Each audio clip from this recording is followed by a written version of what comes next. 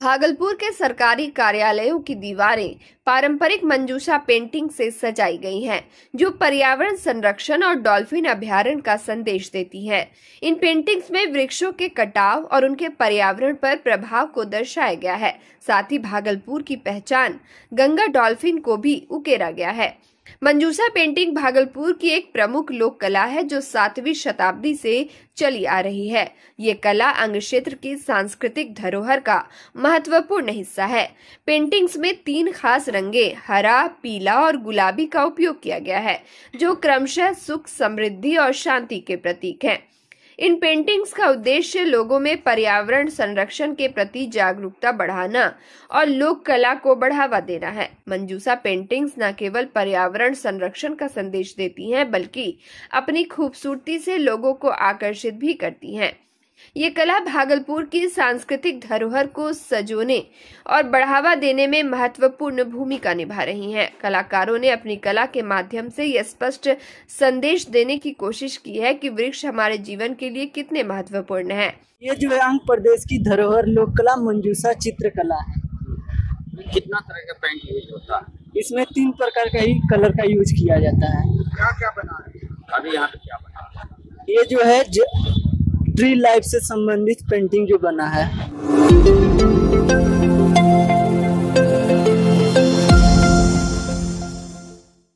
भागलपुर के गोराडीह प्रखंड स्थित जीछो दुर्गा मंदिर परिसर में एक नाबालिग प्रेमी जोड़े ने ग्रामीणों के बीच बवाल के बाद सिंदूर दान कर दिया।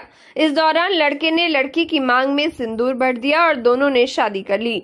नाबालिग लड़के की पहचान गोराडीह थाना क्षेत्र के जीताडी निवासी सचिदानंद सिंह के पुत्र सौरभ कुमार के रूप में हुई है, जबकि नाबालिग लड़की अमडंडा थाना क्षेत्र के जगन्नाथपुर निवासी पंकज सिंह की पुत्री है। इस शादी में सबसे दिलचस्प बात यह है कि दूल्हे को वधू और उनकी मां अपने घर ले गई, जो कि आमतौर पर नहीं होता है। अब ये देखना दिलचस्प होगा कि स्थानीय पुलिस और जिला प्रशासन इस नाबालिग प्रेमी जोड़े की शादी पर क्या कानूनी कार्रवाई करती है। ग्रामीणों ने जब इस नाबालिग जोड़े की शादी की जानकारी ली तो उन्होंने बवाल काटना शुरू कर दिया। इसके बाद लड़के ने लड़की की मांग में सिंदूर दान कर दिया और दोनों ने शादी कर ली। इस दौरान लड़की के माता पिता भी मौजूद थे।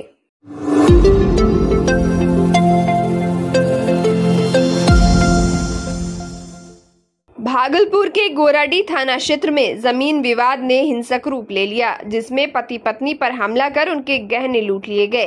राजेंद्र सिंह और उनकी पत्नी कंचन देवी पर उनके पड़ोसी कमलेश्वर सिंह और ललित सिंह ने अपने परिजनों के साथ मिलकर हमला किया, जिसमें दोनों गंभीर रूप से घायल हो गए। वहीं घटना की सूचना मिलते ही पुलिस टीम मौके पर पहुंची और दोनों घायलों को मायगंज अस्पताल में भर्ती कराया। कंचन देवी ने आरोप लगाया है कि मारपीट के दौरान आरोपियों ने उनके गले और कान से सोने के गहने भी छीन लिए।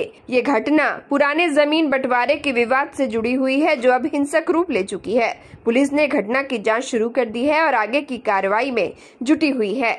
ऐसे मामलों में पुलिस की भूमिका बहुत महत्वपूर्ण होती है और यह देखना दिलचस्प होगा कि पुलिस इस मामले में क्या कार्रवाई करती है। भागलपुर में जमीन विवाद के कारण हिंसक झड़पें पहले भी हो चुकी है, जिनमें कई बार जान माल की हानि भी हुई है। कौन सा मारपीट करता है? कमल सिंह, ललित कुमार, मिथुन कुमार ने घर घुस के मारा है सर। क्यों मारा है? वो भाई का झगड़ा था, उसी में हमको संकेत से मार बोला। घर घुस के मेरा गला का चक्ति था, कान का दोनों को खींच लिया, नाक का भी खींच लिया।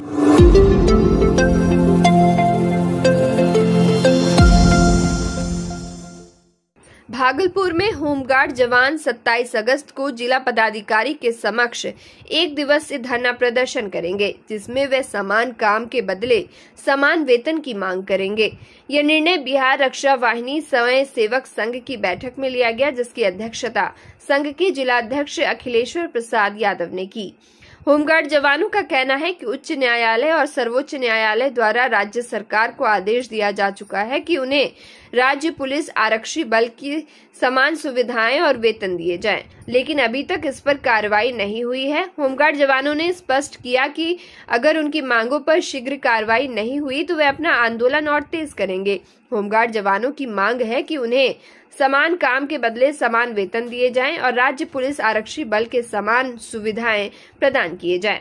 वे सरकार से न्याय की गुहार लगा रहे हैं और चेतावनी दे रहे हैं कि अगर उनकी मांगे पूरी नहीं हुई तो वह अपना आंदोलन और भी तेज करेंगे। इस धरना प्रदर्शन के माध्यम से होमगार्ड जवान अपनी मांग को लेकर सरकार का ध्यान आकर्षित करना चाहते हैं और न्याय की उम्मीद कर रहे हैं। जो है मांग 6/11/2018 को 7% महंगाई भत्ता और बिहार पुलिस का जो राज्य पुलिस का मूल वेतन है वह 21,700 मिला।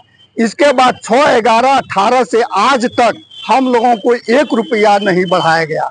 हम लोग महंगाई के जबकि हम सरकार का, राज्य सरकार हो केंद्र सरकार हो, सभी कर्जा लिए, सभी स्थान में हम लोग सरकार का विधि व्यवस्था बनाए रखने में निष्ठा ईमानदारी से काम करते हैं।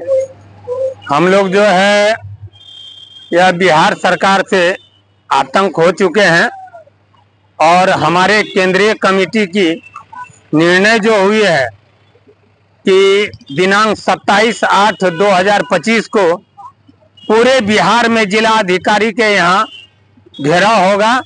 हम लोग धरना देंगे और हमारी मांग हाई कोर्ट, सुप्रीम कोर्ट, समान काम का समान वेतन, समान सुविधा जो आदेश दिया है, हम गुजारिश करेंगे माननीय मुख्यमंत्री जी नीतीश कुमार जी से कि हमारे हाई कोर्ट और सुप्रीम कोर्ट का आदेश को लागू करें।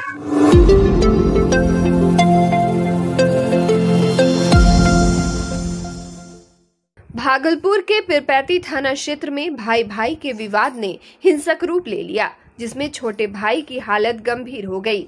2 सगे भाई श्रीराम चौधरी और तीतर चौधरी के बीच घर के सामने बह रहे गंदे नाले के पानी को लेकर विवाद हुआ। आरोप है कि बड़े भाई तीतर चौधरी और धर्मेंद्र कुमार ने मिलकर छोटे भाई श्रीराम चौधरी और उनकी पत्नी कुंती देवी की बेरहमी से पिटाई कर दी, जिससे श्रीराम गंभीर रूप से घायल हो गए। पीड़ित परिवार ने स्थानीय थाने में शिकायत दर्ज कराई, लेकिन आरोप है कि इसके बावजूद कोई कार्रवाई नहीं हुई। अब परिवार ने न्याय की उम्मीद में भागलपुर के एसएसपी से गुहार लगाई है।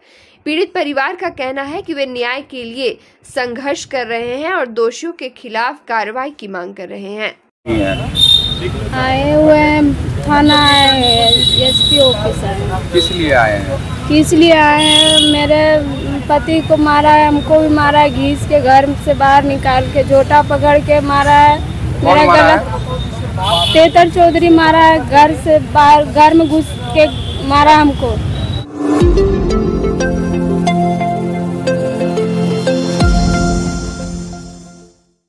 भागलपुर के नाथनगर प्रखंड अंतर्गत गोसाईदास गांव में मां आनंदी संस्था ने बाढ़ पीड़ितों के बीच खाद्य सामग्री का वितरण किया। इस दौरान ग्रामीणों को राशन सामग्री, मोमबत्ती, सलाई, बिस्किट, पैड इत्यादि बांटे गए। संस्था की संस्थापिका प्रिया सोनी ने कहा कि आपदा के इस घड़ी में सभी सामर्थ्यवान लोगों और संगठनों को आगे बढ़कर पीड़ितों की मदद करनी चाहिए ताकि उनका जीवन सामान्य हो सके। ग्रामीणों ने संस्था के इस कदम की सराहना की और कहा कि बाढ़ से उनकी खेती-बाड़ी और व्यवसाय बुरी तरह से प्रभावित हुए हैं। सरकार की कुछ राहत योजनाओं का लाभ मिला है, लेकिन अभी भी कई लोग वंचित हैं। मां आनंदी संस्था का यह कदम निश्चित रूप से पीड़ितों के लिए राहत का विषय होगा।